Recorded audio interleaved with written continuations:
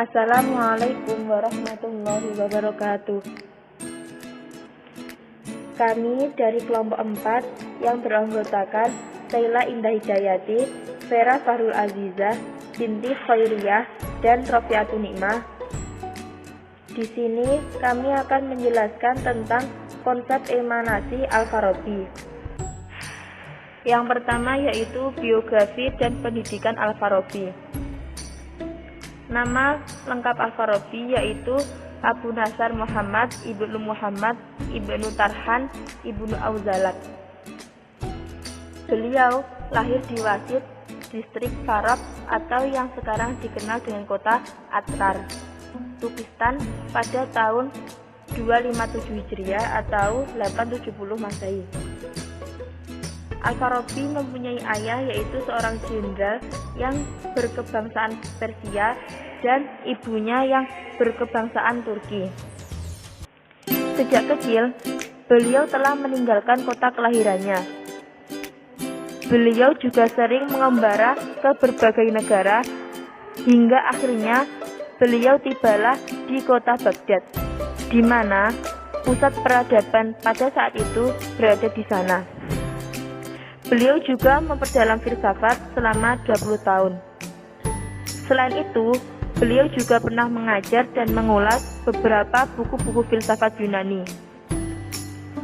Karena kepintaran dan kepakarannya di bidang filsafat, Al-Farabi diangkat menjadi seorang ulama pada masa pemerintahan Said al-Daulah al-Hamdani, yaitu sebuah dinasti Hamdan di Aleppo, kota Damaskus. Ia juga dikenal di kalangan Latin pada abad tengah dengan sebutan Abu Nasr.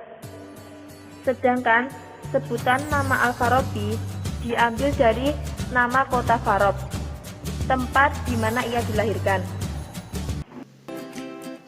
Teori emanasi menurut Al-Farabi. Teori emanasi sering disebut sebagai teori urut-urutan wujud, yaitu tentang keluarnya sesuatu wujud yang mungkin atau makhluk dari zat yang wajib wujudnya atau zat yang mesti adanya, yaitu Tuhan. Melalui teori emanasi ini, Al-Farabi mencoba menjelaskan bagaimana yang beraneka ragam dapat timbul dari yang esa, tidak berubah, jauh dari benda. Karena akal yang merupakan substansi Tuhan tidak memerlukan benda, jauh dari arti banyak, karena Tuhan itu tunggal adanya, maha sempurna, dan terlepas dari sesuatu yang lain.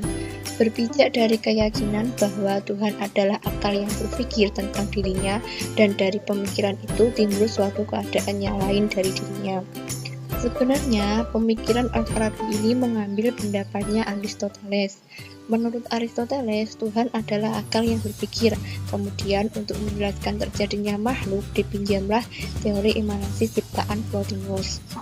Dalam soal kejadian alam dan bagaimana hubungan antara kholik dan makhluk, Al-Farabi seperti juga Al-Kindi menyetujui teori emanasi Neoplatonisme.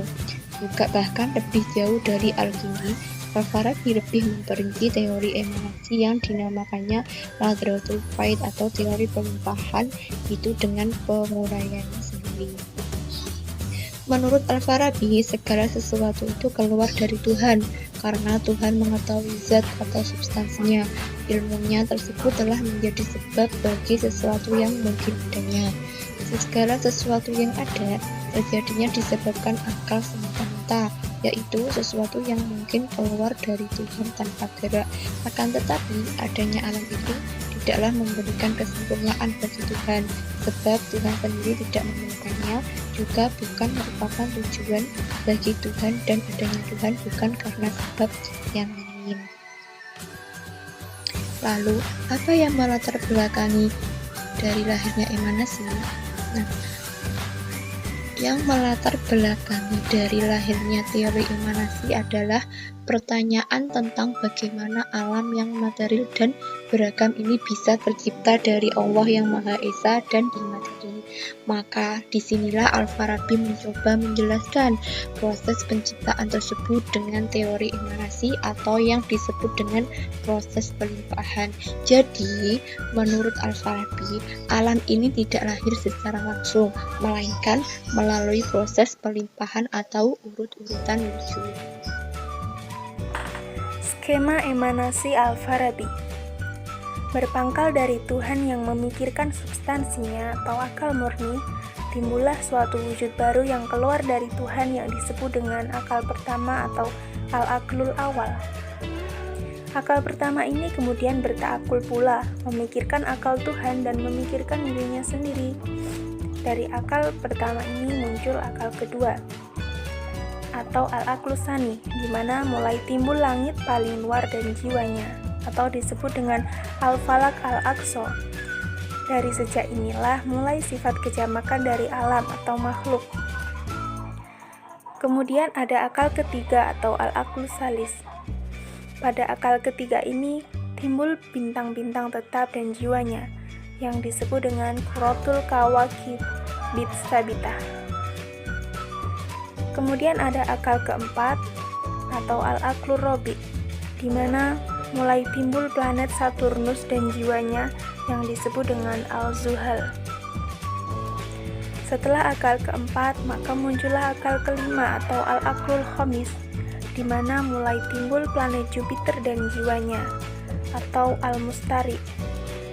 Setelah akal kelima muncullah akal keenam atau al-aqlus sadis, di mana mulai timbul planet Mars dan jiwanya, disebut dengan Mirrih.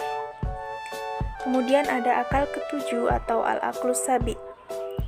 Pada akal ketujuh ini mulai timbul planet matahari dan jiwanya.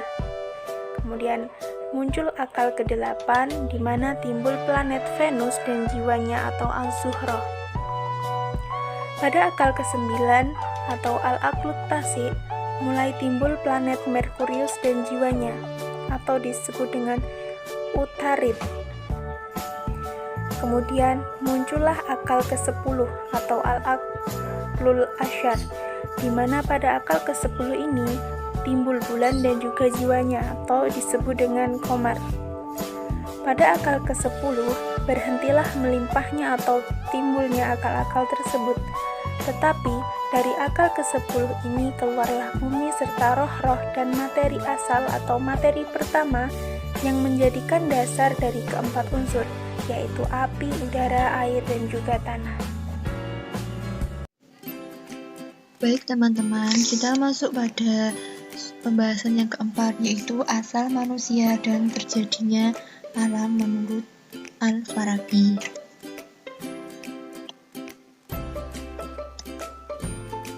Asal manusia. Manusia adalah termasuk dalam wujud yang mungkin. Dengan proses pelimpahan melalui akal fa'al atau akal ke-10, Tuhan mengeluarkan materi pertama juga jiwa.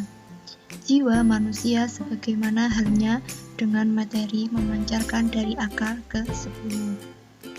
Melalui proses pelimpahan tersebut, sebenarnya tubuh manusia itu berasal dari materi pertama atau materi asal yang menjadi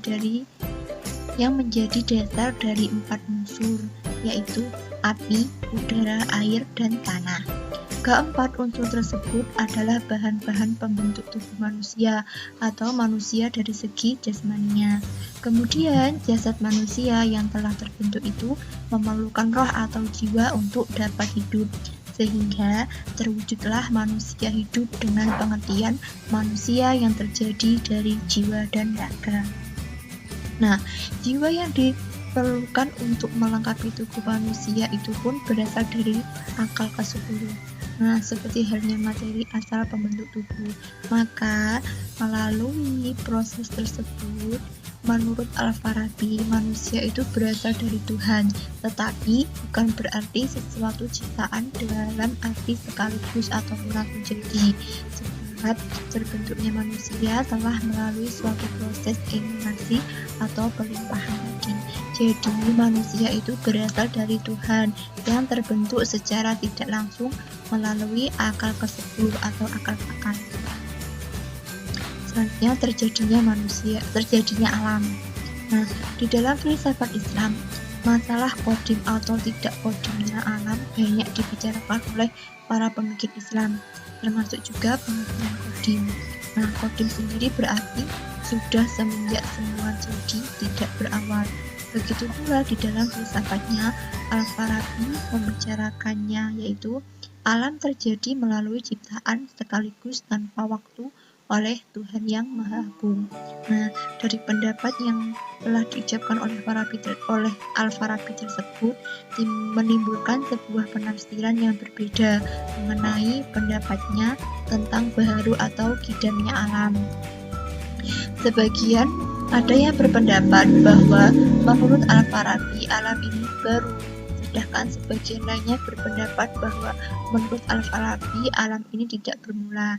Nah, di antara dua pendapat tersebut, Ahmad Hanafi menulis di dalam bukunya Pengantar Filsafat Islam mengatakan bahwa alam ini adalah kodim, yaitu yang berbunyi, dalam soal kodimnya alam, Al-Farabi mengikuti Aristoteles untuk tidak keluar dari ajaran agama Islam. Ia mempertemukan pendapat Aristoteles dengan ketentuan Islam mengenai khalik atau penciptaan. Nah, dengan mengatakan bahwa akal-akal benda langit diciptakan oleh Tuhan meskipun tidak dalam waktu. Namun, di lain pihak, pendapat kedua dikemukakan oleh Saris di dalam bukunya Alam Pikiran Islam yang berbunyi, tetapi Al-Farabi tidak percaya akan kekekalan alam, yang menurut pendapat Aristoteles alam itu adalah kekal. Menurut Al-Farabi, alam ini mempunyai pangkal dan ujung, ada awal dan ada akhir. Nah, dari kedua pendapat tersebut, pendapat yang pertama mengatakan bahwa Al-Farabi mengikuti Aristoteles, yang artinya Al-Farabi berpendapat bahwa alam ini kekal. Sedangkan pendapat yang kedua mengatakan bahwa Al-Farabi menolak pendapatnya Aristoteles tentang kekekalan alam, yang artinya Al-Farabi berpendapat bahwa alam ini tidak kekal atau kodim. Nah, apabila kita menilai ajaran Al-Farabi mengenai emanasi, bahwa alam ini keluar dari pelimpahan, maka berarti alam itu diciptakan atau baru. Sedangkan dengan pendapat bahwa alam ini kodim atau kekal, maka berarti akan mengingkari Tuhan sebagai sebab yang pertama. Namun yang jelas, materi asal atau pertama itu berasal dari Tuhan, atau materi asal pembentukan alam adalah melimpah dari wujud Tuhan. Itu tadi adalah pembahasan konsep emanasi Al-Farabi dari kelompok kami. Bila ada kurang lebihnya, kami mohon maaf sebesar-besarnya. Akhir kalam, wabillahi taufiq wal hidayah. Wassalamualaikum warahmatullahi wabarakatuh.